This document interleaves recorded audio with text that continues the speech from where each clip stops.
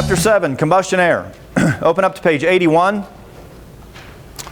Page 81, top left, we've got 701.0, General Requirements for Combustion Air. Down below that, 701.2, Pressure Difference. Where used, a draft hood or a barometric draft regulator shall be installed in the same room or enclosure as the appliance served so as to prevent a difference in pressure between the hood or regulator and the combustion air supply. So imagine if my equipment was sitting in here and my duct had a draft hood or a barometric draft regulator on it in another room. Do you see how I could be pushing or pulling air to or from another room than the equipment where the equipment served? So what they said is wherever you set your equipment, if it has a draft hood or a barometric draft regulator, I don't care if it does, but if it does, I want it in the same room as the equipment it serves. That way it doesn't create pressure somewhere else or a vacuum somewhere else. I can build this room around that piece of equipment.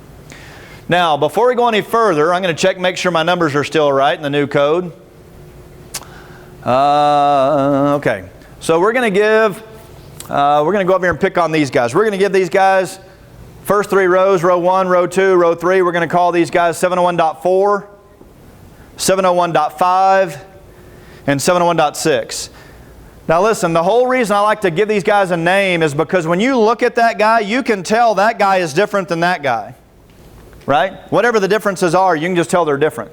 So when you give them a number like this, it's easier for us to understand, hey, that's this guy right here, nobody else. And then we move on to 701.5, hey, that's that guy, not those guys. And then we move on to 701.6, you can say, hey, this is this guy, not those guys. That's why I like to point at somebody and give them a number, because in our mind it's easier for us to recognize them as an individual person, a separate individual person, and a third individual person. Where one of the problems people have with the code here is they just kind of dump all this into one basket and shake it up and decide which rule to pull out. So let's start off. 701.4, first row guy. 701.4 is indoor combustion air. Now let me define who that guy is. The code calls him indoor combustion air. If I was writing the code, I would call it in-room combustion air. So that first row guy right there, he's going to tell me how big this room needs to be to meet my requirements for my combustion air being right here in the room. So if I can make the first row guy happy, I don't have to cut any holes for combustion air. Does that make sense to you? So 701.4 indoor combustion air, and again I would call it in room. Down below that, 701.4.1 standard method. It says the required volume shall be not less than 50 cubic foot per 1,000 BTUs per hour. Now let me stop for a second. Doesn't that sound like something we read this morning? Chapter 2 definitions. Remember I gave you choices 45, 50, 55, 60? Remember the first guy said 50 and we said he was wrong because it was less than 50? So the definition of a confined space out of chapter 2 is a room or space having a volume less than 50 cubic foot per 1,000 BTUs of the aggregate input rating of all fuel burning appliances installed in the space. So that means if I have less than 50 cubic foot for every 1,000 BTUs, cut a hole. What he's telling me is, hey Wade, if you'll give me at least 50 cubic feet for every 1,000 BTUs right here in the room with the equipment, you're good. You don't need to cut any holes at all. There's enough air in here for that equipment to burn with no problems. Now just so you know, a lot of us struggle with that because we say, well, wouldn't they over time burn the air out of the room? Well, there's infiltration rates, and do you agree this room is not airtight? So if he were to start burning the air out of this room, just as an example, it's going to draw air from other places, and people are going to open the door and whatever. So there's going to be air coming in. So that 50 cubic foot, in my opinion, the code doesn't support this one way or the other, but in my opinion they're saying there's enough in there to burn and for it to continue to burn. So, first row guy says, hey Wade, give me 50 cubic foot and you can burn a 1,000 BTU appliance in this room. Now understand, that is a constant variable, meaning it's every 50 cubic foot will buy me 1,000 BTUs. If I've got another 50 cubic foot, it'll buy me another 1,000 BTUs. If I've got another 50 cubic foot, it'll buy me another 1,000 BTUs. You with me? So every time I have 50 cubic foot, I can burn 1,000 BTUs. Now I can also reverse that and say the same thing in reverse. You ready? Let me say the same thing backwards. Sorry. So 1,000 BTUs, I need what? 50 cubic foot, right?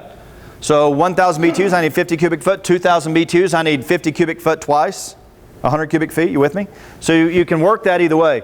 If I tell him how big the room is, he can tell me what size my equipment is. If I've got 5,000 cubic foot, 5,000 cubic foot divided by 50 cubic foot would be 100. You agree? Now I've got 50 cubic foot 100 times, so I could have 100,000 BTUs of equipment in this room. I got 50,000 cubic foot. That's a 50 cubic foot 1,000 times. That means I could have 1,000 BTUs 1,000 times. 1,000 thousands is 1,000,000. That's 1,000,000 BTUs. No holes. Fired up. You're good to go. Right? Now, let's go one step further. 49,999 cubic foot. 49,999 cubic foot. I'm one short of 50 cubic foot for every 1,000 on that 1,000,000 BTU appliance. You with me? The one we just did? We needed 50,000 cubic foot. I have 49,999. Now, look at me. I can't make you happy. You wanted 50,000 cubic foot. I can't make you happy, so I've got to go talk to one of these two guys. Now, how do I determine which guy I'm going to talk to? Read me the name. Who is 701.5? Indoor. Indoor what? Open, size, and location. So he's an indoor opening. Now the reason I told him indoor what, look at me. Didn't we already decide this guy was indoors? But this guy is an opening from the room to where? Somewhere that's indoors. So for example, if you cut a hole in that wall behind you, that'll open this room up to somewhere else that is still where? Indoors. On the other side of that wall is still inside the building. Now who is this guy? He's 701.6. What's his name? Outdoor what? Outdoor combustion air. So that guy is telling me how to get my combustion air from outside. Not true, but let's say the wall behind me is the exterior wall. On the other side of this wall is the parking lot, we'll say. So do you agree if I talk to the third row guy, outdoor combustion air, he's going to tell me how to cut a hole in the wall behind me. Or if I talk to the second row guy, indoor opening, size and location, he's telling me how to cut a hole in the wall behind you. Do you agree? So who do we want to talk to? You decide. Which wall do you want to cut a hole in? Is it easier for you to go here? Is it easier for you to go there? You decide. And then once we decide, listen, then we only talk to that one guy. If you tell me I want to cut a hole in the exterior wall, then this guy doesn't even exist as far as I'm concerned. We're just going to go talk to him. Because he's the one with the rules for outdoor combustion air. Now if you change your mind and say, wait, I want to cut a hole in the indoor walls, that's fine. We're going to talk to them. And look at me, these guys don't exist. We've already established we cannot satisfy him, so he goes away. And I got to talk to one of these guys. You want to cut a hole in the interior wall, so that guy goes away. So we'll only listen to this guy's rules. Now, I don't know why this is, but we have a bad habit of our head in wanting these two guys to hold hands and sing Kumbaya, can't we all just get along? Right?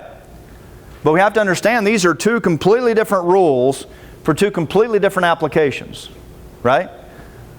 And what get people confused is they say, well, sometimes you got to do this and sometimes you got to do that. No, you always have to do this if it's an indoor opening. Period. No, you always have to do this if it's an outdoor combustion opening, period. But like I said, we don't take the time to understand the difference between these two. That's why nothing makes sense to us, because we're just reading it all and not understanding, not paying attention to the context. Can I ask you a question real quick? How hard is it to distinguish up here numerically a 701.4 and a 701.5 and a 701.6? Isn't that pretty easy? If you'll do it, right? But if you're not paying attention, right? I open up my shotgun in the dark and I pull the choke out, put another choke in there. That didn't do me any good at all, right? Because I have no idea what choke I pulled out, I have no idea what choke I'm putting in. But if I'm paying attention to, I'm pulling this choke out and I read the side of it and it tells me what it is, and I look at that choke, what I'm putting in, then I can decide whether that's one I want or whether I want the other one, right? So we got to pay attention to what we're looking at. Otherwise it doesn't make any sense at all. Okay? Is there any combination? Like from an outside to an inside? Say No. Existing, No. been there for 20 years or whatever, and you walk in and say, well, I've got an outside air and I've got an inside air supplying my combustion air. One of these has got to go. Can't have both?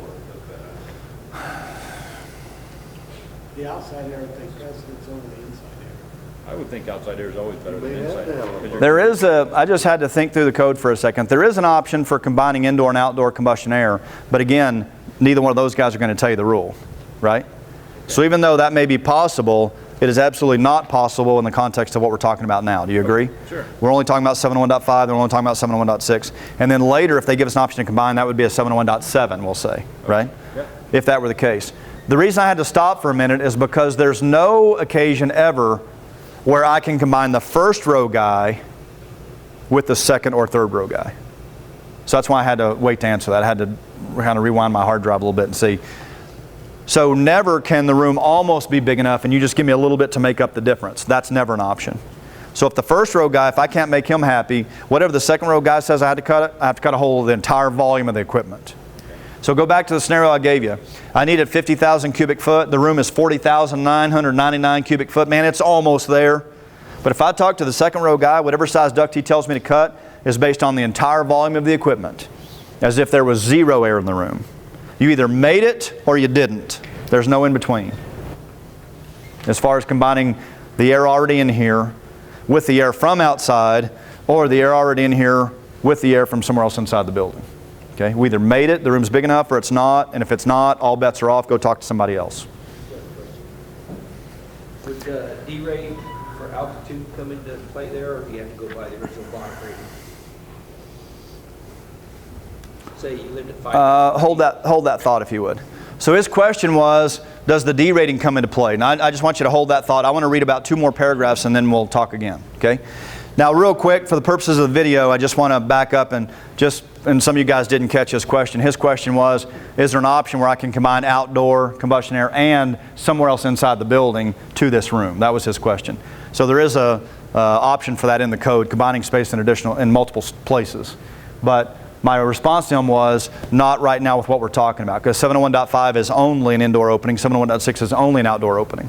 Okay? All right, let's jump into those. So real quick, let's talk to the first row guy here. Hey, I've got a room with 350,000 BTUs of equipment. What is the minimum cubic foot of area for the room? Now, every time I ask this guy a question, he only knows one thing. Hey man, I got 350,000 BTUs, how many cubic foot do I need? His response every time will be, I don't know, but you need 50 cubic foot for every 1,000 BTUs, right? That's all this guy knows. That's his one rule. I need 50 cubic foot for every 1,000 BTUs. So if I say, hey, I have 350,000 BTUs of equipment, how big does the room need to be? His response again will be, I don't know, but you need 50 cubic foot for every 1,000 BTUs. So how many times do I have 1,000 BTUs in this scenario? 350. Do you agree I've got 1,000 BTUs 350 times? Is that right? So would you agree I need 50 cubic foot 350 times? Is that right? So the room needs to be 17,500 cubic foot of space. Do you think this room is 17,500 cubic foot of space? No. If not, cut a hole. Right? So what are the ceilings in here? 10 or 12 feet, depending where you measure from. So we'll call it 12 feet. We'll call this room, what, 40 by 40? Just round numbers. So 40 times 40, whoops.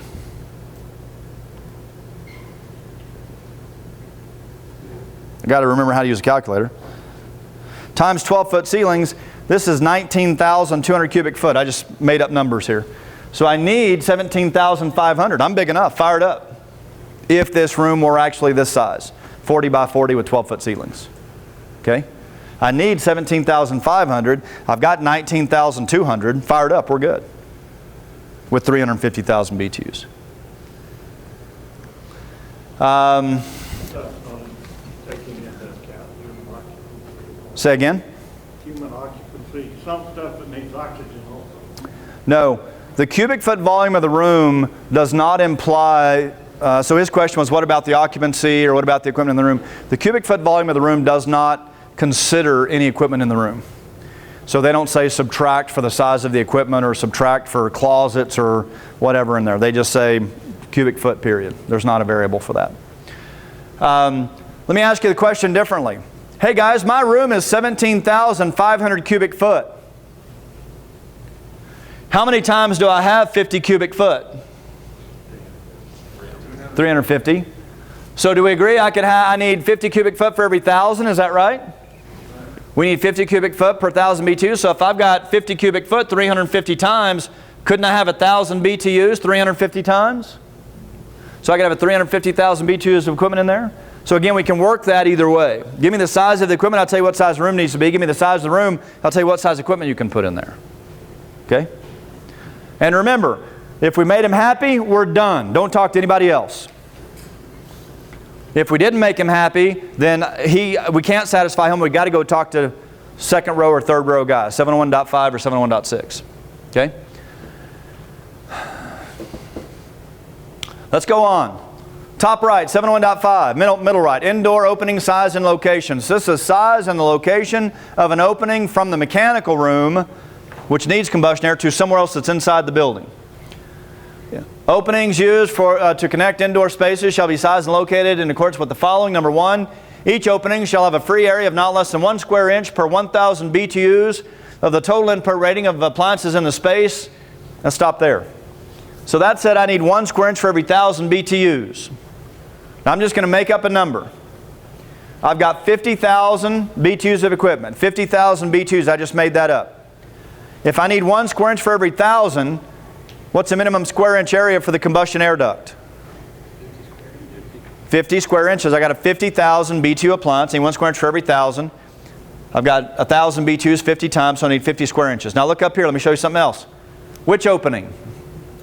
Each.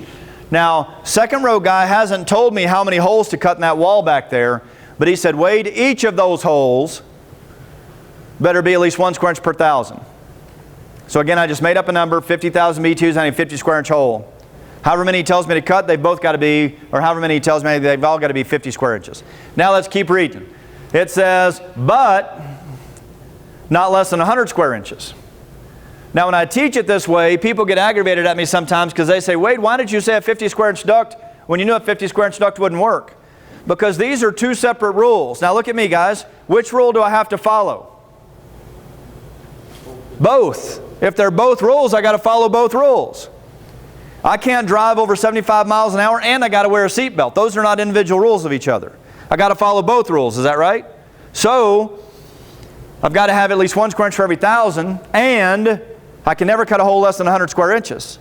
So let's go back to my 50,000 BTUs of equipment. I need 1 square inch for every 1,000. I need 50 square inches. By the way, look at me. That meets one rule, but not the other. Do you agree? So the other rule said I can never be less than 100 square inches. If I do 100 square inches, how many rules did it comply?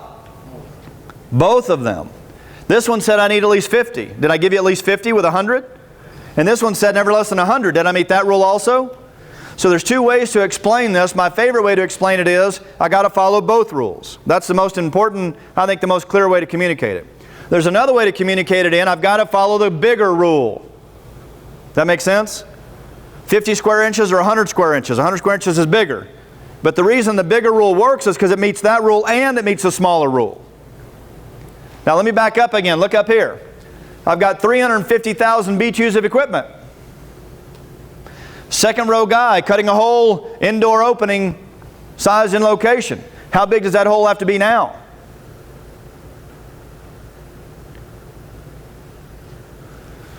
By the way, if you don't know, look at 701.6. Go ask that guy.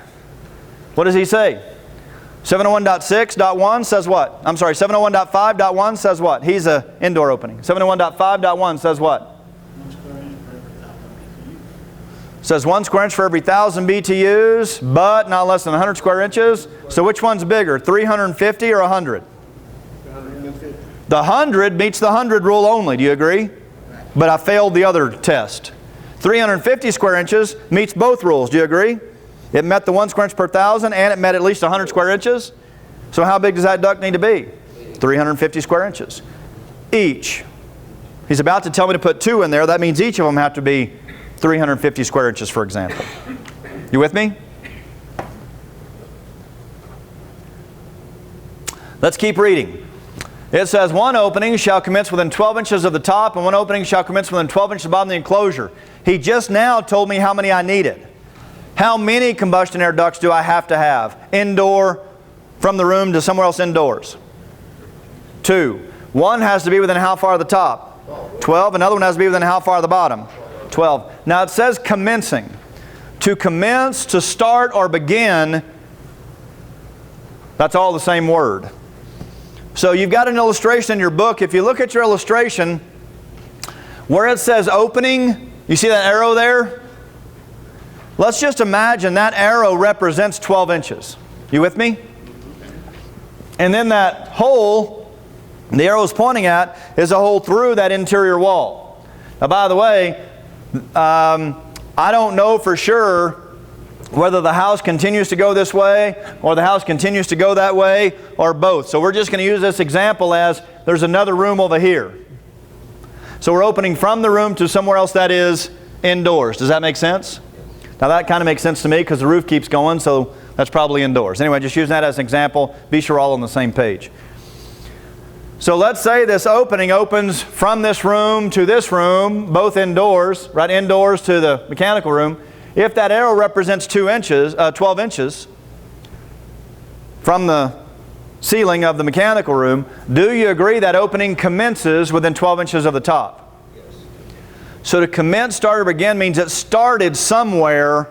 If my arm represents 12 inches off the ceiling, that means it started somewhere up here.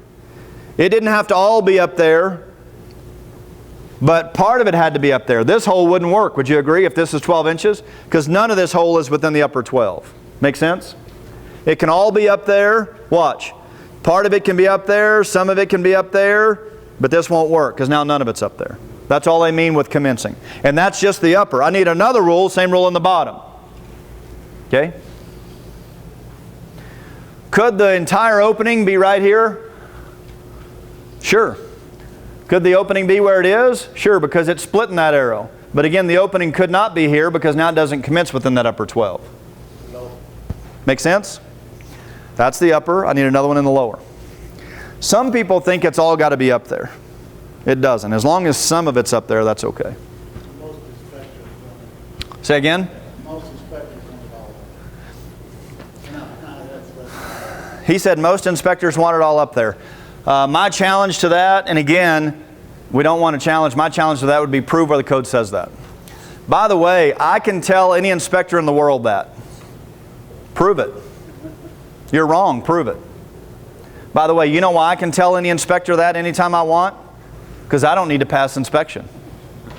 Right? I'm not out there doing the work every day like you. You guys need to get along. Right? So you work through that. Where me, I can argue with any inspector I want because I don't need to pass inspection. I'm not doing any work. Hopefully I never build anything the rest of my life after pissing that guy off. But anyway.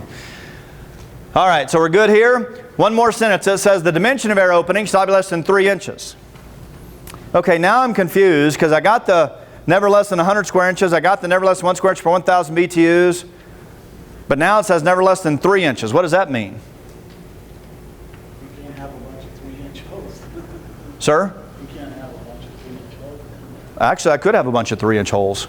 But you can't, okay, 2 7/8 holes. Now careful. So now he's trying to defend himself. Okay. By the way, this is very important. He may know more about this than me. But what's very important is if we're not careful, now we're at the point to where we're defending our opinion instead of just reading what the book says. Read that sentence one more time to me. The dimension of air opening shall not be less than 3 inches. Now what exactly did that say? Can't be less than 3 inches. What can't be less? Don't think, just read it. What can't be less? The dimension. You see this? If this is my opening to the outdoors, or opening to the indoors, we'll say, do you understand the dimensions of this? It is this by this. Do you agree? 4 by 6, whatever its size it is.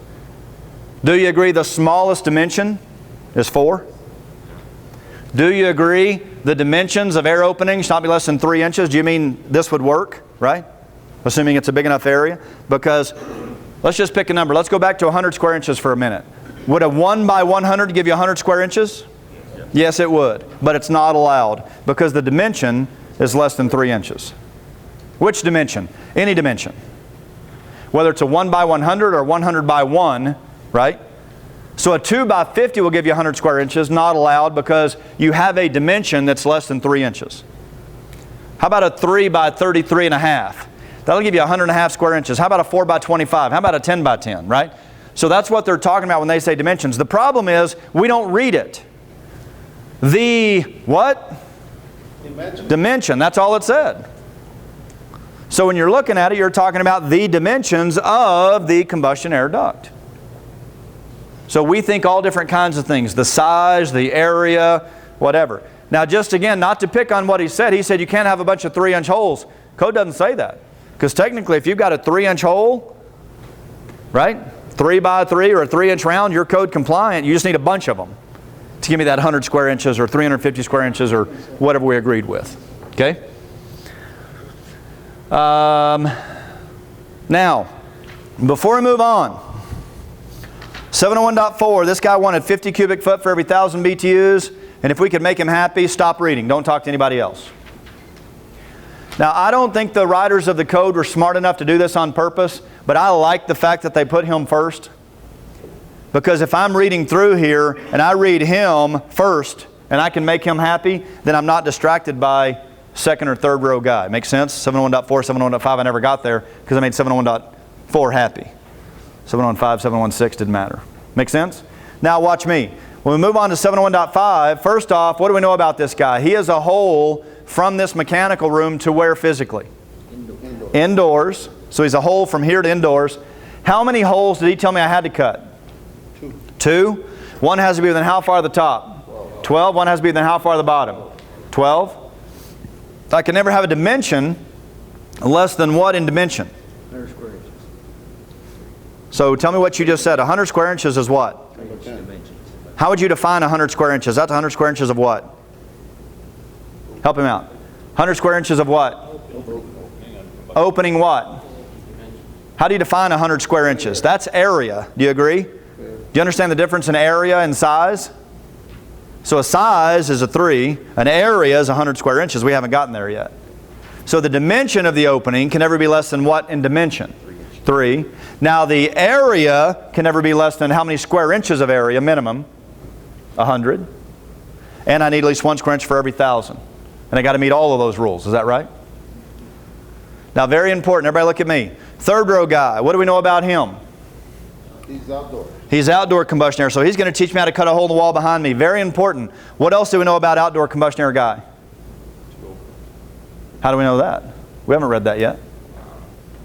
Should not be less than.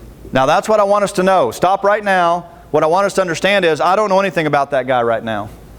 Do you agree? We just haven't talked to him yet. By the way, did we know something about this guy? We just got through talking. We know stuff about him. We know stuff about this guy. We just got through talking. We need to understand we don't know anything about this guy because we just haven't talked to him yet. So what I'm trying to show you is 701.5 is not 701.6.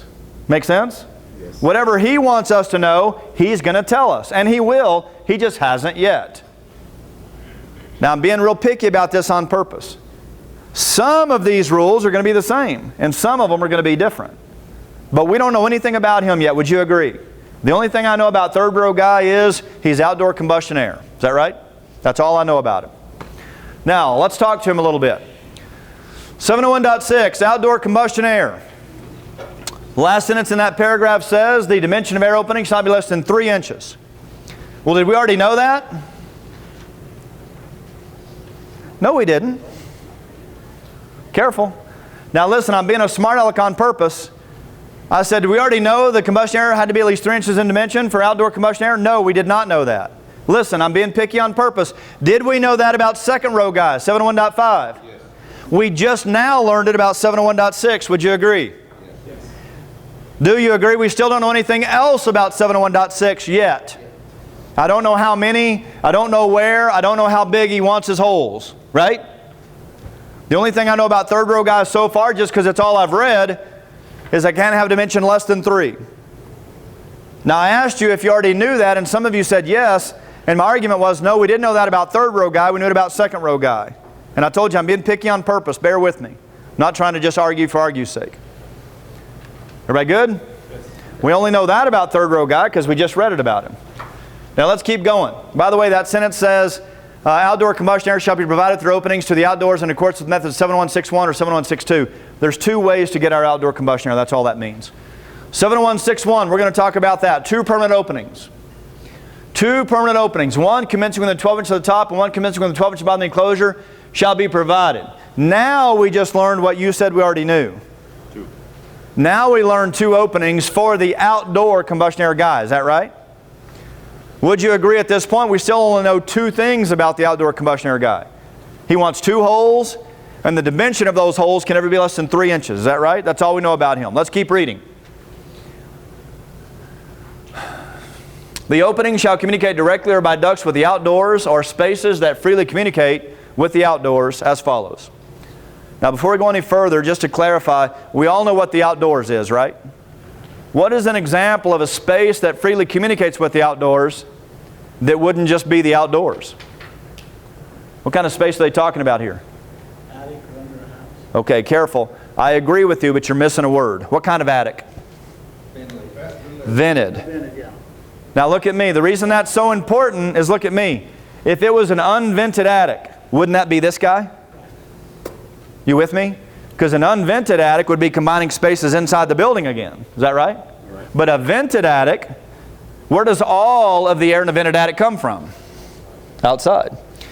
I use the term stink. If the air outside stinks, air in a vented attic stinks. If the air outside stinks, air in a vented crawl space stinks because it's the exact same air. Right? So I do agree with an attic and a crawl space if they're a vented attic. Then it's outdoors. That's a space that freely communicates with the outdoors. Make sense? It's called direct and indirect. No. They don't do that anymore? Well, they do, but not in the context you're trying. Here's your direct or indirect. It says it right there. The opening shall communicate directly or by ducts with the outdoors or space that freely communicate with the attic or communicate with the outdoors as follows. So direct communication would be if I were to just turn around and put my foot through this wall. That is direct communication. But if I run a duct through that wall, now it's through a duct. Freely communicate with the outdoors directly or by ducts, right? So they don't use the term indirect, they use direct or by ducts. If I have a duct going through the wall, that would be the case. If I just put my foot through the wall, that'd be direct communication. They meant direct was through the wall, even with a duct. But if you went through the attic, that was indirect because it came in from another field into the attic. Nope. Code has not been interpreted that way, at least in 20 years that I know of. Okay. So they've used the word direct or by ducts. Now, let's just talk about what he said. Let's say I've got a duct going up that wall into the attic, through the wall of the attic to the outdoors, right? No, I'm just saying you go into the attic and draw the air from the attic. Okay. Cross ventilation in the attic. So let me ask you something. You ran a what through the attic? Into the attic? You run a duct. Okay, stop there. Right? There's your duct you just ran. Just into the attic, not to the outside. It's fine. Okay. You went to the outdoors, didn't you? Or a space that freely communicates with the outdoors, right? So all that's combined right there in that one sentence. The opening shall communicate directly or by ducts. If you push that ceiling tile out of the ceiling, that's direct communication with the attic. If you run a duct through that tile, that's a ducted communication to the same place, the attic. That's all they're distinguishing here. Duct or direct communication. Okay? Now, let's go one step further with what you're talking about. Number one, we're directly communicating with the outdoors. Again, that just means I put a hole in the wall, I took this door off the hinges, that'd be direct communication with the outdoors. We're directly communicating with the outdoors, or we're communicating the outdoors through vertical ducts. So it gave me 2 options here.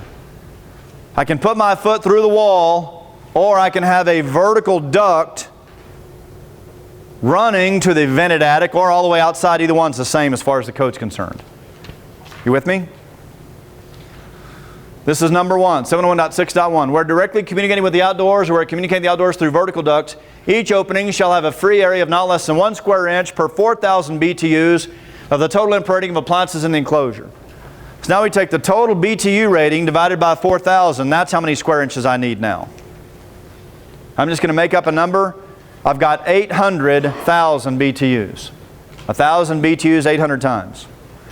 So if I'm going to install, look guys, there's 2 things here. If I'm going to install a vertical duct or if I'm going to have a direct communication, then I need 1 square inch per 4,000. So 800,000 divided by 4,000 is 200 square inches of area. Is that right? Now look at this. Which opening? Each of them. Didn't he just tell me I had to have 2? One with the 12 at the top, one with the 12 at the bottom.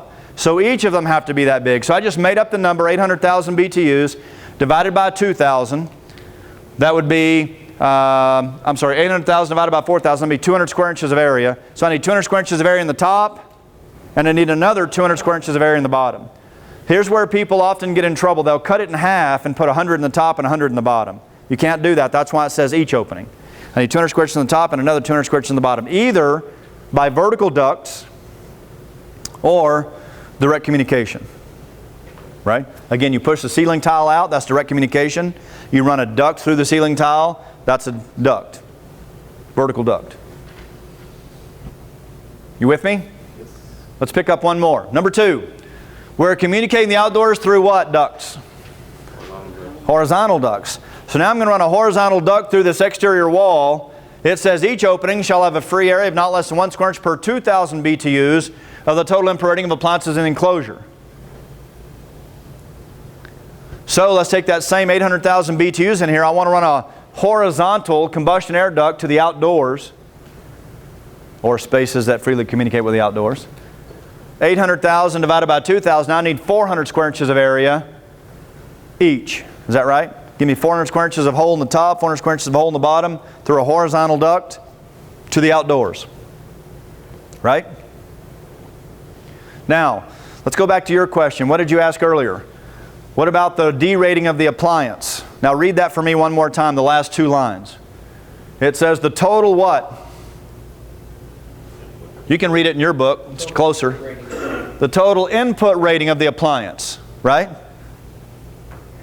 So wouldn't the input rating of your appliance be whatever the appliance was? I bought a 400,000 BTU appliance, that'd be a 400,000 BTU appliance. If I derated it, right, that's still a 400,000 BTU appliance. Now this is debatable, right? Because all it says is the input rating. It doesn't say after derated or before derated or whatever. But if I was arguing it, I would come from the side of what is the input rating of your appliance, period. If we go back to labeling back in chapter 3, it says the nameplate has to identify the BTU input rating, right? The input rating in BTUs. So whatever that tag says, that's what I would go off of. Now let me ask you something. If he was in Ruidoso with you and we derated for elevation and he sized the combustion air based on the input rating, wouldn't he still be good? If anything, it'd be bigger than he needed. If he's going to have too much or too little combustion air, wouldn't we rather have him have too much? By the way, would you agree there's no such thing as too much combustion air? You can't have too much combustion air. If we don't need it, we won't burn it. But you can never give me too much. Now careful. Does it get cold in Ruidoso? Does sometimes it drop to 10, 15, 20 degrees in Ruidoso? So if you have a great big hole in the wall in your mechanical room in Ruidoso, right? You got a problem, right? But that has nothing to do with combustion air, does it? You can still never give me too much combustion air. You can give me too much cold air and freeze all the pipes in the building. That's different, right? But you can never give me too much combustion air. Okay? By the way, maybe in Cloudcroft or Ruidoso or Eagle's Nest, maybe we have some kind of a louver damper that opens up when the unit fires and then closes when the unit's not. That way it's letting air in when I'm burning and stops letting air in when I'm not burning. That's a very common application in a super cold environment. Or some were worried about other things getting in there. Say again? We pull it from underneath or in the attic because it's a semi-conditioned area. Yeah.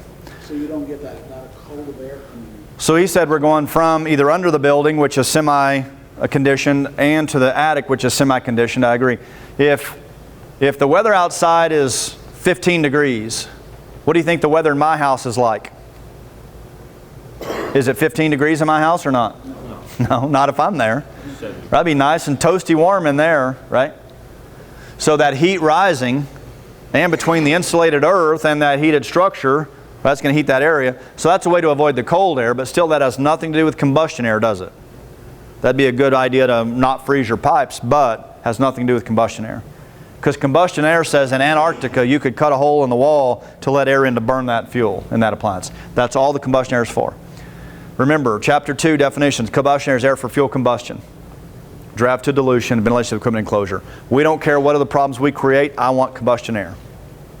I don't care if it freezes everybody to death, I want combustion air. Solve your other problems some other way. We good? All right. Now, third row guy, let's recap with him. How many holes did the third row guy say we had to cut from the room to the outdoors? I got to have 2. One within how far of the top? 12. One within how far of the bottom? 12. I can never have a dimension less than 3 inches. I need 1 square inch for every 4,000 BTUs if I'm a vertical duct or direct communication. By the way, direct communication means either way, a hole in the wall or a hole in the ceiling. That's direct communication.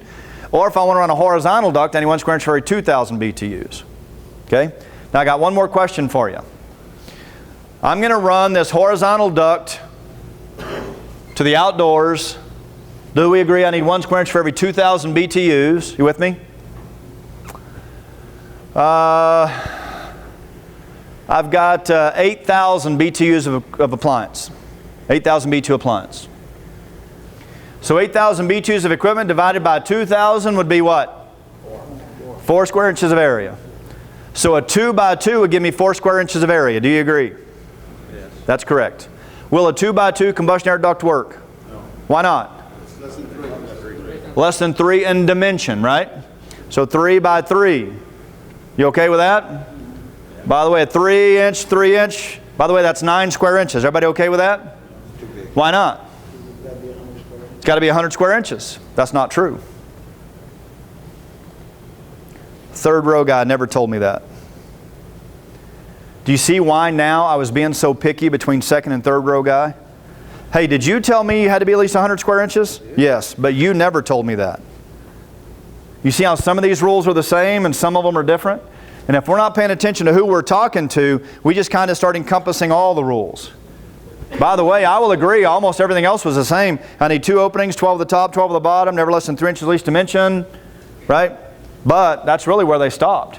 Because this guy said I need 1 square inch for every 1,000 BTUs, never less than 100 square inch opening. This guy said, depending on whether you're vertical or horizontal, vertical ducts and direct communication, 1 square inch per 4,000 BTUs, horizontal ducts, never less than 1 square inch per 2,000 BTUs. He never said 100 square inches. That's my case in point. If we're not paying attention to who we're talking to, we'll apply this guy's rules to that guy, or this guy's rules to that guy, or not know which rule to apply. Does that make sense? By the way, if you want to talk about 100 square inches, then we've got to go back up here. Is that right? Second row guy, 701.5. He did say 100 square inches minimum. But the outside guy never said that. And again, I'm making a big deal about that because I'm trying to show you, not that this is super important, but the important piece is you're talking to the right guy and not listening to anybody else. We don't want outside advice from other people because this is the rule. Make sense? So there's 3 things I need to tell you. First off, I want you to size these combustion air ducts. It says how many combustion air ducts will be required. I want you to size them based on a 2 combustion air duct method. That's what we just learned, right? So you could ask yourself, am I indoor, am I outdoor, right? Or am I vertical, or am I horizontal? So we're sizing them based on a 2 combustion opening method. The second thing you need to know is they say to the attic. We don't know whether it's a vented attic or not. That's the same discussion we had a minute ago. I'm telling you, if it's to the attic, it's a vented attic. The question doesn't tell you. You got to know that. That's why I told you. Okay. So if it's to the attic, I'm telling you it's a vented attic. The third thing you need to know is I want you to size them square. When it says what size, I want them square. So a 10 by 10 or an 11 by 11 or a 12 by 12 or a 13 by 13. I don't care if it's some off the wall dimension, but I want them square. I want them to a whole inch. In other words, if 11.5 by 11.5 would work, I want a 12 by 12. Rectangular work? Square, same dimensions, right? That way you don't have to have 50 different answers. So a 10 by 10 or 11 by 11 or 12 by 12 based on 2 combustion openings. It's a vented attic. the last thing I need to tell you is, we talked about this briefly, but if the room's not big enough, start over. What I mean by that is, if we can't satisfy the first row guy, if I can make him happy, no combustion air ducts are required. If I cannot make the first row guy happy, whoever else I talk to, their duct has to be full size of whatever they require. Remember we talked about that? I can't use some of the air in here and get some combustion air from somewhere else, or combustion air from somewhere else inside the building or outdoors. Make sense? So if I'm big enough, I'm good. If the room's big enough, if the room's not big enough, start over, cut a duct or cut a hole that'll be big enough for the entire volume required. Okay? So, work these out for me. Now I'm going to ask you to do me one more favor, and that is, please show your work. I am not going to check your work. The reason I want you to show your work is that way when we go over this together, if you did something wrong or something different than I would have done, we can look at it and figure out what you did. Okay? These handouts are yours to keep. So if you want to write, you could lay it flat and write on the back of the first page, I think. I think the first page on the back is blank. You can do your work on there or do it right there on that page. But show your work, that way we can go over them together. You're welcome to use a calculator. All of you guys have a calculator on your phone. You're welcome to use it. So it's not about testing your math skills, it's about testing your code skills.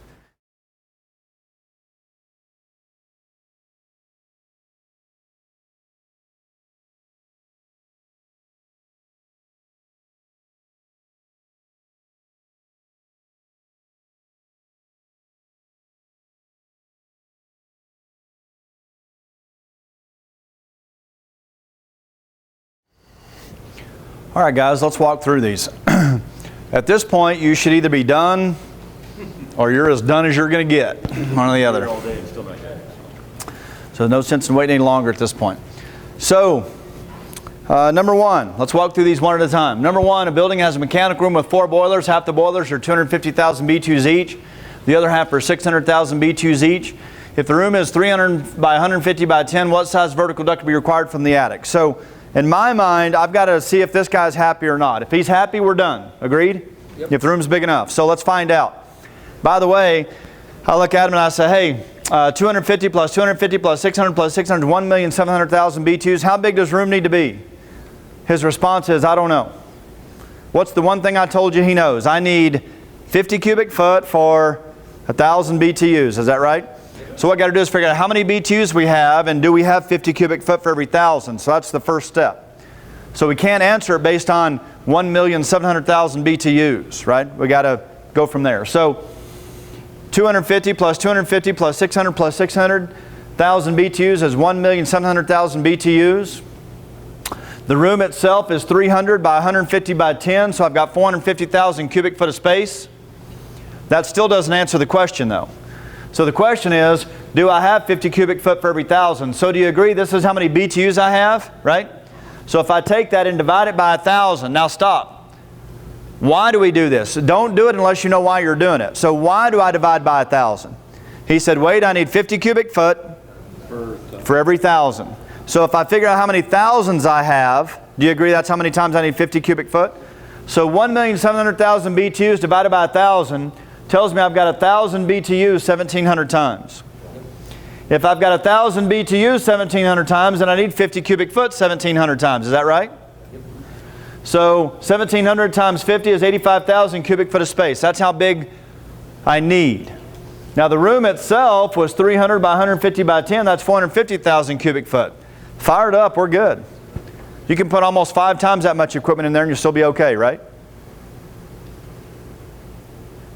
Now, sometimes people say, well, wait, I didn't know whether to divide by 50 or multiply by 1,000 or what. An easy way to keep that straight is it's 50 what? Cubic feet. Stop. So that only relates to what? Cubic feet. You with me?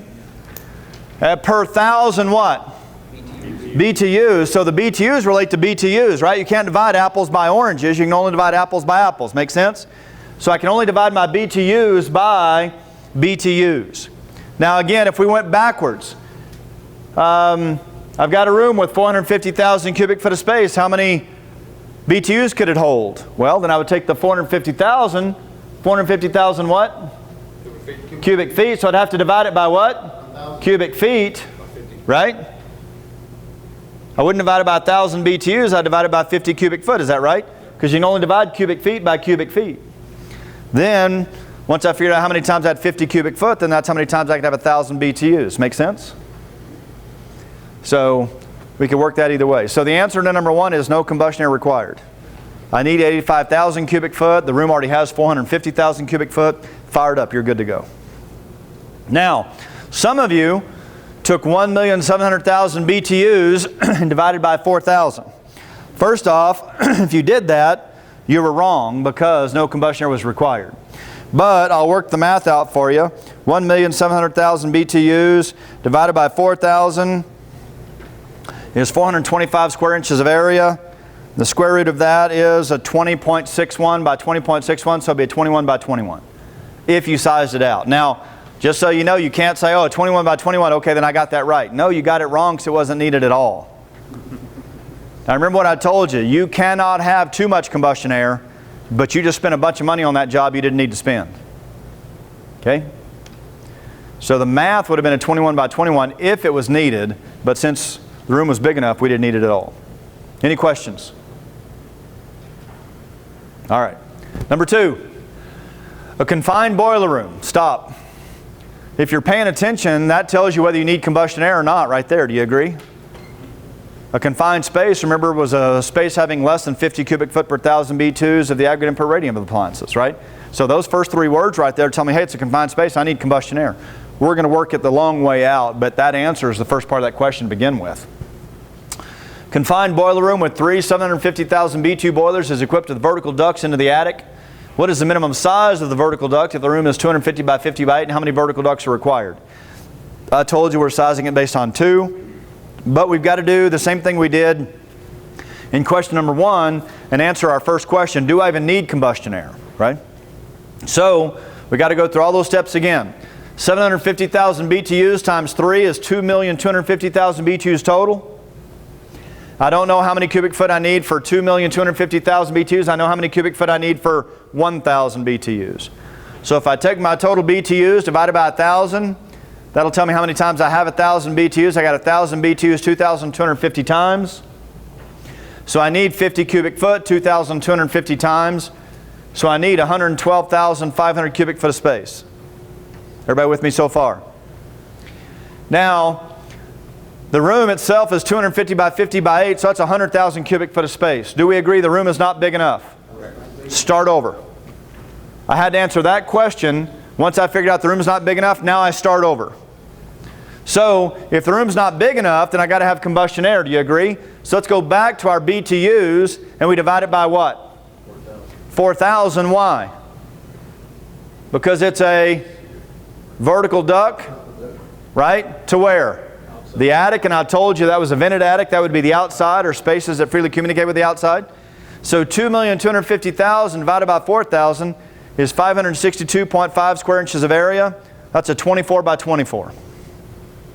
23.7 by 23.7. So that needs to be a 24 by 24. Questions? Now just so you know, your question could be, why did you do that? Or what did you do? That's okay. So if you don't understand what we did or why, feel free to ask a question. It has to be that big twice, right? And we are sizing it based on 2 combustion opening methods. And the only reason we know that is because I told you want to size it for 2. By the way, we never talked about the single combustion opening method. We don't even know how to size a single combustion to the outdoors yet. We're going to see that in 701.6.2. We haven't gotten that far. Questions? All right. How did you get 21 inches square? 24 by 24. Oh, 20. How did you get that? So I did it 2 ways. One like this, right? To see what would work. So a 10 by 10 is 100, not big enough, right? Okay. A 20 by 20 is 400, not big enough. Let me show you a trick. You ready? You guys will never use this again, but I'll show it to you anyway. Get your smartphone out, pull up your calculator. Type in for me 562.5. 562.5. Now everybody look up here. Pick your phone up, turn it sideways. That'll give you a scientific calculator. Most people don't know that. Mine doesn't work. Yours has a square root button on it. Push that button instead. So when you turn your phone sideways, not all phones will do this, but most will, then you have a button that looks like kind of a V with a line, right? With an X and a 2, right? Mine's an Apple product, so it's third row down, second button to the right, a little V with a line, with a 2 over that, with an X underneath it, that's square root. So 562.5, just hit that button. 23.71, that's the square root of 562.5. So a 23.71 by 23.71 will give you 562.5 square inches of area. Now, if you didn't have this, you would just say 10 times 10 is 100, and won't work. 15 times 15 is 225, that won't work. A 30 by 30 is 900, that won't work, right? 30 by 30 is 900, that'll work, right? We only need 562.5. You just kind of work your way through there until you find out where you're at, okay? We good? So those would be your two options. All right. By the way, no extra charge for teaching you how to use your phone. So, number three, a horizontal duct is run through the exterior walls to the outside to supply combustion air to a boiler that's 5,000 BTUs each. What size must the duct be and how many are required? We already said we're sizing it based on 2 combustion air openings. So I take my 5,000 and divide it by what? Why 2,000? It's horizontal duct, right? They told me, third row guy said, hey, we need 1 square inch for every 2,000 BTUs for a horizontal duct to the outdoors. 5,000 divided by 2,000 is 2.5 square inches. By the way, a 2 by 2 will give you 4 square inches. That's more area than you need. Will that work? No. 2 by 2, listen to this guys, will give you enough square area, but you cannot install one legally, right? So it's got to be at least a what? 3 by 3. Again, a 2 by 2 will give you enough area. It'll meet your 2.5 square inches of area. You know that'll give you 4, but you got to be at 3 inches in dimension, so a 3 by 3. Now let me ask the question again. Hold on. What about 100 square inches? Not required here, I guess. The outdoor guy never said it had to be 100 square inches. If it was an indoor opening, then the 100 square inch rule would apply. We okay? Questions? Now, just so you know, guys, if the state ever changes the law and they say continuing education has to be 1 hour, every class I taught would be 1 hour out of Chapter 7. I think combustion air is one of the most important things in the code, and one of the reasons I think it's so important is because most people don't know how to do it. You know how most people size combustion air? They look outside and see what they have on the truck. Well, today you get 3s. Yesterday you got 6s, and tomorrow's you get 12s, whatever, right? I hope you show up on my house the day you have some 12s on the truck instead of the day you have some 2s on the truck, right? So the problem is most people don't know how to do it. Now let me ask you something. A lot of you guys say, wait, I don't do any new construction at all. Every time I show up at the job, there's already combustion air there. I do repairs, I do retrofits, I do replacements. Let me ask you something. Is it possible that you come to my house and the combustion air is undersized when you got there? Yes. Is it possible? Probably not at my house. Probably at my house, yes. Probably at my house. Is it possible the combustion air was undersized to begin with? The guy who installed it did it wrong. Now listen, is it possible you replace my old equipment with high efficiency equipment that needs less combustion air, but they still might be too small? If they were undersized to begin with, that day that guy had some 3s on the truck. So that's what he installed. And I've got an 800,000 B2 boiler at home, right? We're undersized to begin with. You pull that 800,000 BTU boiler, you put a high efficiency boiler in there that's only 650,000 BTUs, we're still undersized. You got a big house.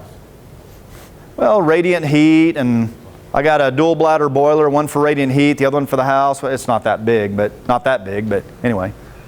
Mine's not a typical hot water heater. But again, even so, whether you're residential, commercial, industrial, right? It's possible that the guy that was there the first time installed the wrong combustion air. Now you come back and replace it. By the way, now you're liable. Because when you replace that equipment, you were the last guy to touch it. You're responsible for those combustion air ducts being the right size. Most people don't think about that. Oh, those are the same ducts that were in there before. Oh, I never touched that stuff. Well, it's still because of your equipment is why those are needed. Now you're liable for that. Okay? So we need to know how to size those. Okay? Can Can you Now- go back to the first question for a second? Sir? Can you go back to the first question slide? That's good, right there. So the key here is to make this really easy for you, what you've really got to do is just ask yourself, who am I talking to? Am I just trying to figure out how big the room is? Am I an opening to the indoors? Am I an opening to the outdoors? And then once you figure out who you're talking to, don't listen to anybody else, just talk to that one guy. First row guy, second row guy, third row guy. We make this hard because we look at those guys, right? Sorry I give all the gun analogies, I'm a shooter, right? So I walk into Sportsman's Warehouse down here. I walk into Cabela's in Albuquerque. And there are all different kinds of rifle ammunition on the shelf. But there might be literally 1,000 boxes of ammo on the shelf. But I don't get confused at all because I don't shoot 950 of those calibers. Make sense? You see how quickly you can just eliminate all that stuff? So if I'm trying to find the right round for me, right, I don't have to worry about I don't shoot 6.5 Creedmoor. That's the new hot button. Everybody loves the 6.5. I shoot a 7mm Magnum. It'll shoot with a 6.5 all day long. But if I'm looking for 7 mag ammo, I don't look at the 7mm Mauser, and I don't look at the 7mm Odd 8, and I don't look at anything else. I just narrow it down to the 10 different variables they have for 7 mag. Make sense? So if I can learn to take that whole store and narrow it down to these 10 boxes, my life's a lot easier. Cabela's, they have case on top of case on top of case on top of case of shotgun shells. So I go in there trying to figure out what kind of shotgun shell I want. Well, I eliminate everything but the 12 gauge, that's what I shoot. I want to shoot a 7.5 or an 8, right? So I get rid of everything that's 7.5 and 8, and then I look on what ounce and what speed and whatever I'm looking for. So I mean, I can narrow that whole store down to these 6 cases just like that. Then I decide what I want based on what they have and go from there. So the reason I tell you that is because we do the same thing in the code. If we can take the entire code and narrow it down to one thing and understand that one thing, that makes perfect sense to us and not be distracted by everything around it. Okay? So anyway, the code is easy. We've been lied to our whole life. We've been told the code is hard, and that's a lie. The code's easy. The problem is we get lied to by people who know the code really well because they want to be the guy who knows the code really well better than you. The truth is, right now, put the brakes on right now. If I were to end the class right now, you guys could interpret the whole rest of the code for yourself because you know how. You know how to read it, you know how to read it in context, you know how to interpret it for yourself, just reading it in context. That's all there is to the code. So if by the end of the day today, over the next couple hours, if you're not as good in the code as me, I did something wrong. The code's easy. We make it hard because it's hard. Bob and I were talking about chess at lunch. And I told him, I have chosen to be too dumb to play chess. I said that. I'm about to the point where I don't even want to play checkers anymore. Am I too stupid to learn to play chess? No. I've just chosen not to apply myself. I've chosen to not learn the rules, right? But there's a few rules to chess, and once you understand those rules, you can play chess, right? And you'd get better and better the more you played, whatever. So nothing's really that hard. We just set obstacles in front of us that we don't want to do what it takes to get past that obstacle. I don't want to take the time to learn chess. I don't care that much about it. But if my daughter said, hey, I want to start playing chess, or my son said, I want to start playing chess, I'd learn chess to play with them. I have a motivation to learn that now, right? So it's none of that stuff is hard for us. We just choose to set up those barriers where we don't pass them. Okay. All right. Let's keep going. So 701.6.2, one permanent opening method. So gentleman asked earlier, based on 2 combustion air opening, his answer was correct because that's what I asked you to size them at. The question didn't really tell you. But 701.6.2, there is an option for a single combustion air opening method. Now stop. Before you read a word, who am I talking to? Third row guy. Do you agree we're still talking to the guy over here on the third row? Is that right? 701.6, outdoor combustion air. Is that right? And we know that because context. This is 701.6.2. So this is dot 2 of section 701.6, which is outdoor combustion air. Right? One permanent opening commencing within 12 inches of the top of the enclosure shall be provided. So now I got a single upper. The appliance shall have a clearance of not less than 1 inch from the sides and back and 6 inches from the front of the appliance. That means the combustion air duct where it drops into the room has to be 6 inches off the front of the appliance, at least an inch off the sides and an inch off the back. It goes on to say the opening shall directly communicate with the outdoors or shall communicate through a vertical or horizontal duct to the outdoors or spaces that freely communicate with the outdoors, and shall have a free air of not less than 1 square inch per 3,000 BTUs of the total input rating of appliance in the enclosure. Number 2 says not less than the sum of the area of the vent connectors in the space. So I would do the same math. I would take my total BTUs now, divide it by 3,000 BTUs. That'd be the size of my single upper. Now, everything on the test is based on a 2 combustion opening method. That's one of the reasons we teach 2 combustion openings. If I was out in the trade, I would do this single combustion opening to the outside. I would do that exclusively every time I did a job. It's cheaper, it's faster, it's easier. Now the problem is when I use those words, cheap, fast, and easy, it sounds crummy, crappy, bad job. It's cheaper, it's less expensive. Let me add another word to that. It's less expensive, it's code compliant, it's more profitable. You like those words better? That's the same thing, cheaper, faster, and easier. Faster, safer, as safe, code compliant, more profitable. We like those words. So if I have that single upper, that means, hey, I can have one in the top that'll meet the requirement for all the combustion air. I don't have to have another one in the bottom. Let me just run through a quick scenario with you. This is just a scenario I have in my head where I've used over and over and over. A lot of you guys have heard it. You and I are bidding against each other on a 500-unit apartment complex, right? And we're doing the mechanical work, and you're doing a 2 combustion opening method. I'm doing a single combustion opening method. I'm just making up numbers. So I'm going to put the shorter one in the top, where you got to put the shorter one in the top and the longer one to the bottom, one within 12 inches of the floor. So now you got to just pick a number. You got an 8-inch combustion air duct going from the attic down to within 12 inches of the floor for your lower combustion air opening. Okay? So let me just pick some numbers. That duct is a $10 piece of sheet metal duct, and it costs your guy $10 to install it, right? $10 worth of labor to get that thing installed. So now you're spending $20 more to put that one extra combustion air duct in there than I am, times 500 unit apartment complex, that's $10,000. Right? So now I can outbid you by $10,000, get the contract, and make the exact same profit you would have made. Or I can bid at $5,000 less than you, get the projects, I'm $5,000 underbid you, and make $5,000 more than you would have made on it. Or bid it the same as you, and if I get the job, I made $10,000 more than you, just for that one combustion air duct. That adds up. I don't know where I was. Somebody gave me a penny change, and I said, wow, a penny, what am I going to do with that? She said, keep them, they add up. That's true, right?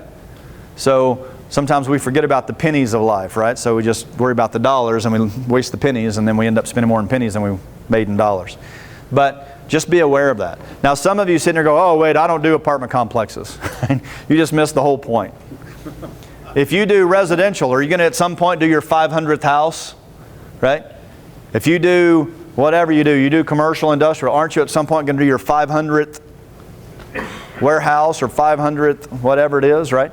So that's going to add up over time, and so it's little things like that. And again, remember, it's legal, it's safe, it's code compliant. You met every code compliance here as you met with the others, right? We're just used to, you know why most people put 2 combustion openings? Be honest. You know why most people put 2 combustion opening methods in? That's what you were taught.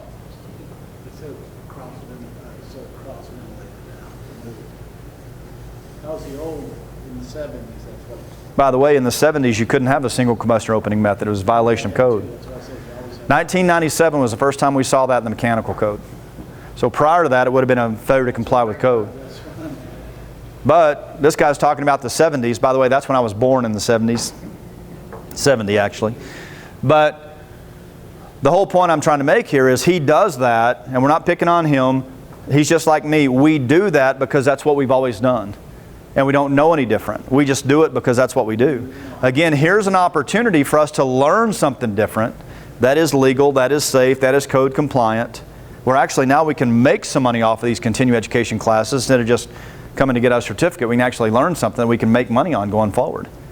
So this is a situation where if we're learning to pay attention to the code, we can read things in the code and actually save ourselves some money. And again, let me say it again, still be good, legal, safe, code compliant, and more profitable, right? There's stuff I'd read in the code and I'd say, man, I would never ever do that, right? That's a crappy way to do it. I'd never do it that bad. But here's something I could do that's just as good as anything else. Let's go to page 83. Bottom right, page 83, 701.10, louvers, grills, and screens. Down inside that second paragraph, about the 6th line down, where the louver and grill design in free area are not known, it shall be assumed the wood louvers will have a 25% free area and metal louvers and grills have a 75% free area. Now, two things you got to understand about this statement. Where the design and free area are not known. If you go to the supply house and you buy a louver, a grill, or a screen, it's going to have paperwork in there with it that tells you what the free area is. If I go to a job after you've already been there and you left and you took the paperwork with you for the louver, grill, and screen, then I won't know what the free area is, so this is what I assume. Where the design and free area are not known. Now let me just make up a number. I got a 10 by 10 louver. So 10 by 10 is 100 square inches, right? So what they said is if you don't know what the free area is, assume 75% free for metal. So if it's a 10 by 10 metal louver, grill, or screen, 10 by 10 is 100, metal 75% free, so 100 square inches times 75%, 75 square inches of area. That's what you would assume your free area was. 25% free area for wood. So if I had that same 10 by 10 wood louver, 10 times 10 is 100 square inches times 25% free area would be 25 square inches of area. Now remember, second row guy said if you're going to cut a hole in this wall back here, you better have at least 100 square inches of free area. So this free area would come into play here. So if I was using that wood louver and I didn't know what the free area is, I better cut a 400 square inch hole for that wood louver. Do you agree? Because 25% free area of a 400 square inch wood louver is 100 square inches. You with me? Now again, let me read it to you again. Where the louver, grill, design, and free area are not known. I got this thing from an old job. I showed up on a job site where it's already installed. That's when I wouldn't know. If I bought it from the supply house, they would have paperwork in there telling me, hey, this is your free area. Right? Where the design and free area are not known. Down below that, number 1, 701.10.1, minimum screen mesh size. Screen shall not be less than 1/4 of an inch mesh. So if I'm covering these combustion air openings with mesh, what's the minimum size of the mesh openings? 1/4 inch. By what? 1/4 inch, right? Quarter by quarter, right? Now, some of us would think, well, let's put window screen on this opening to keep the bugs, bats, rats, and squirrels out. The problem is, do you agree window screen would get clogged a lot easier than a 1/4 by 1/4 square opening? That's the whole reason they want a 1/4 by 1/4 minimum. By the way, it can be bigger than that. It just can't be smaller than that. We screen these openings to keep the bugs, bats, rats, and squirrels out of there, but never smaller than 1/4, because if it gets smaller than 1/4, then something could clog that, and then you just restricted the airflow there. Page 84, top left, 701.11, combustion air ducts. Now stop. Whatever I'm about to read only applies to what kind of duct? Combustion air. So if you've got a duct that's not a combustion air duct, don't read this. Do you agree? Number 1, it says they got to be metal. I want the exception. Within dwelling units, unobstructed stud and joist spaces shall not be prohibited from conveying combustion air, provided that not more than 1 fire block is removed. So I've got concealed spaces inside these walls. So they're saying, hey, I could use that chase cavity, we call it, between the studs and between the sheathing. I can use that concealed space inside the wall as a combustion air duct as long as I don't remove more than how many fire blocks? 1. So if that whole wall has 1 fire block in it altogether, which by the way would be code compliant, I could remove that 1 fire block and I could have free flow of air in that wall, and I could cut a hole in the wall to provide my combustion air. By the way, I could cut a hole within 12 inches of the top for my upper, and I could cut a hole within 12 inches of the bottom for my lower. Agreed? By the way, if you're going to talk about that, let's read number 4. Number 4 says, ducts shall not serve both upper and lower combustion openings, or both such openings are used. So if I'm going to use an upper and lower, I can't use the same duct to supply both upper and lower combustion air. I could still do what I just said. I cut a hole in the top of the wall from the upper and a hole in the bottom of the wall for the lower. Look at me. I would have to jump a stud, right? So this chase cavity, I cut a hole up here in the top. This chase cavity, I could cut a hole down here in the bottom, right? I'm not using the same duct or concealed space for combustion air. Now, real quick, what does hot air want to do? Wants to rise. What does cold air want to do? Wants to fall. That's just physics. So that's why ideally we want a two combustion air opening method, because when the hot air rises, it creates a static pressure on the ceiling, pushing the air out the upper opening, which by the way creates a vacuum on the lower, pulling air in. Do you agree? Now in a cold environment, the cold air falls, which creates a static pressure on the floor, pushes the air out the lower, which creates a vacuum in the room, pulling the air in the upper. So basically you just created a concentric or centrifugal draw. Cold air is heavy, we're drawing air in the top. Hot air is light, we're sucking air in the bottom. So depending on what time of the year you are, right, it'll be pushing air out of one and pulling air in the other. Now by the way, that single combustion air opening we just talked about, that blows that completely out of the water as far as physics goes, but it's still allowed. It still works. Number 5, ducts shall not be screened where terminating in an attic.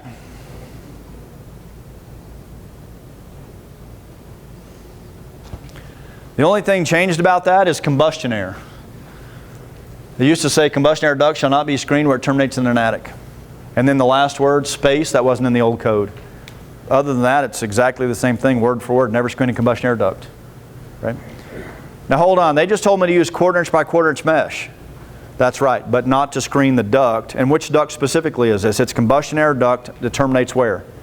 In the attic. If I've got a combustion air duct that goes through that wall to the outside, I want to screen that because otherwise stuff's going to be coming in that duct inside that room. That's okay. It just says don't screen a combustion air duct that terminates in an attic.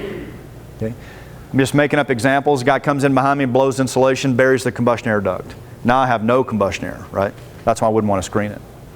Number 6, combustion air intake openings located on the exterior of the building shall have the lowest side of the combustion air intake opening located not less than 12 inches vertically from the adjoining ground level. So all that means is my lower combustion air, if I had a horizontal duct going out the wall right here to the lower, it needs to be at least 12 inches off the ground outside. And the whole idea is to give it at least 12 inches clear off the ground before the duct starts or opening starts. That way we don't block that lower. Snow drift or tumbleweeds or whatever we've got, you know, grass growing up next to it, we don't know what. So give me 12 inches off the ground to the bottom of your lower. That way if there is something there, it won't restrict the opening of the lower. Number 7, horizontal upper combustion air duct shall not slope downward toward the source of combustion air. So again, if I'm going through the exterior wall here, do you agree my source of combustion air is outside? So they said don't do this. Now what did we just talk about with physics? What does hot air want to do? Hot air wants to rise. So if the hot air rises up to this point and I'm venting to the outside this way, do you agree that hot air will not go down to vent out this? By the way, this would work, wouldn't it? By the way, so would this. Code didn't say it had to be level. It said it can't slope down toward the source of combustion air.